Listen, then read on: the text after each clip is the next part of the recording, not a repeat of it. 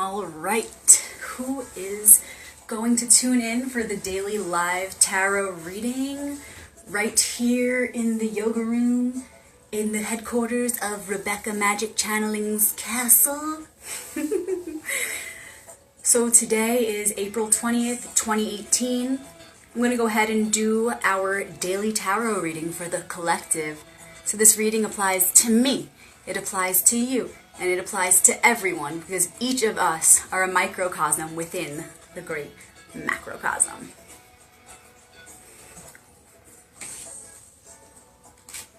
I trust everyone is having a magical day in one way or another. Right? All the blessings, all the lessons, all the friends, all the family, all the love, all the hard times and the good things that come with that. You know, when we learn who the people are that are there for us in those times, we learn just how much love and support there is around us in every moment. So today I'm called to only pull one card. Every day I do something different. Some days it will just be one, and some days it will be 11. It's a fully intuitive process. But today I knew right away that there is one that's wanting to be pulled, and that's all that's needed.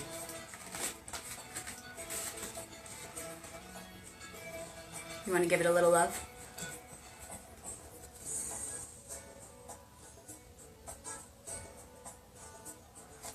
All right. Here we go. And okay. This card has been coming up in a lot of people's readings, a lot of personal readings. Okay, it's the Two of Swords. The Swords is the suit of air.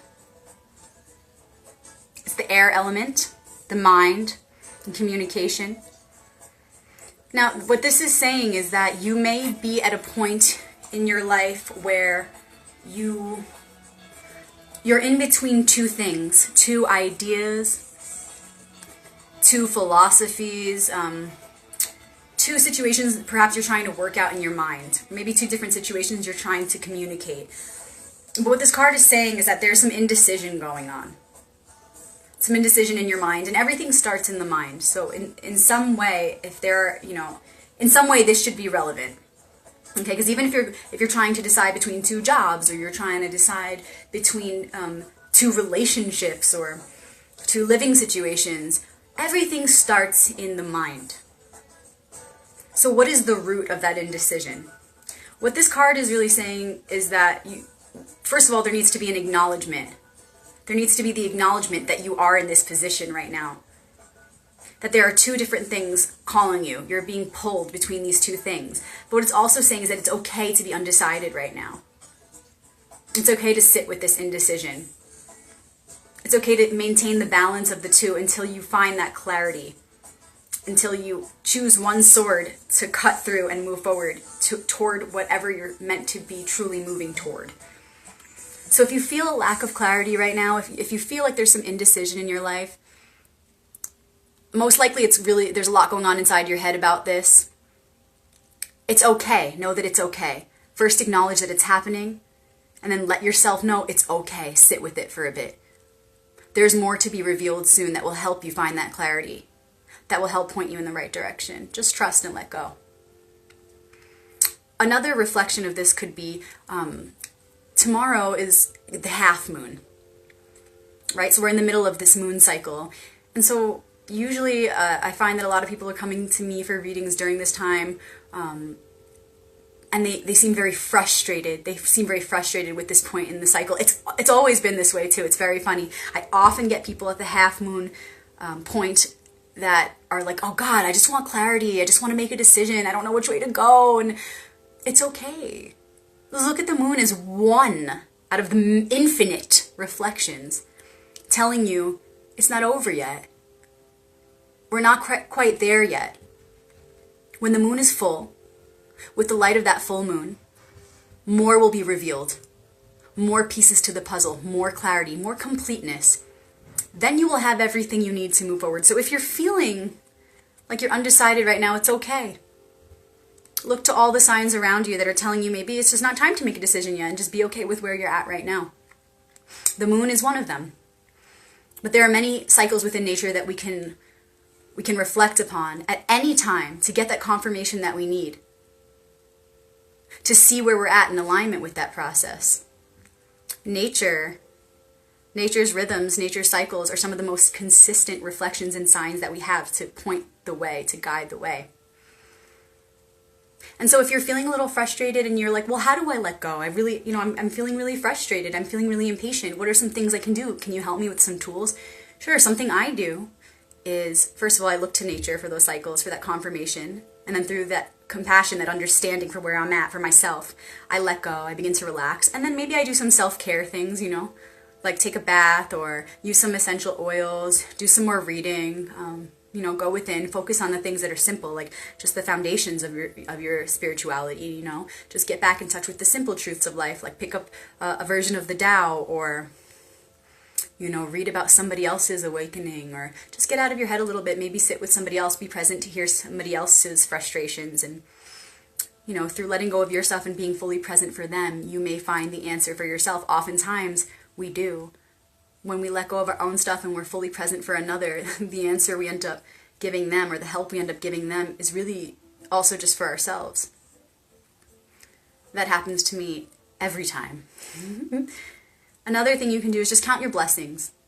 It's funny because the song that I was just playing before this was Count Your Blessings, Damian Marley. I intuitively chose to pick that one. I went through a few different songs, but kept going back to that. I was like, I'm just going to put that one on because that's what I'm feeling right now. And really, a good tool to use whenever you are feeling a little lost or a little chaotic, or things are too complex, or you're feeling frustrated or impatient, or any of these things, anything that is not of a high frequency and vibration, anything that is not in your highest joy, the simplest way to relax is to just count your blessings, because there are an infinite amount of blessings all around us in every moment. The fact that we are here and alive is huge.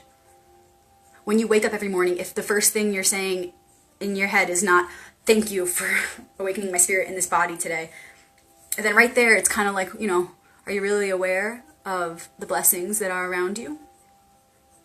And then what about clean water, clean air?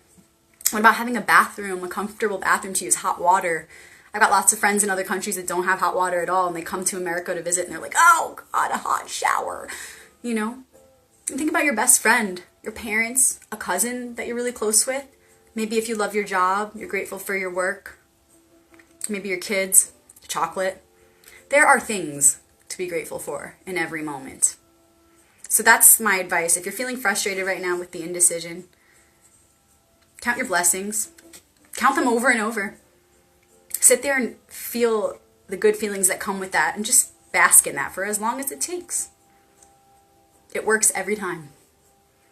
And on that subject, I wanted to mention that later on I will be sharing a little practice on how to integrate more gratitude into your everyday life, like a little practical exercise that you can do to integrate that feeling of gratitude into your everyday life.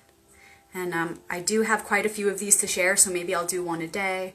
If I'm feeling inspired, I might do 2 or 3 a day. It really depends upon my intuition, but just know that I will be sharing these little activities that anybody can do that are super easy ways to program more gratitude into your subconscious mind so that it becomes natural for you to live and breathe in that gratitude.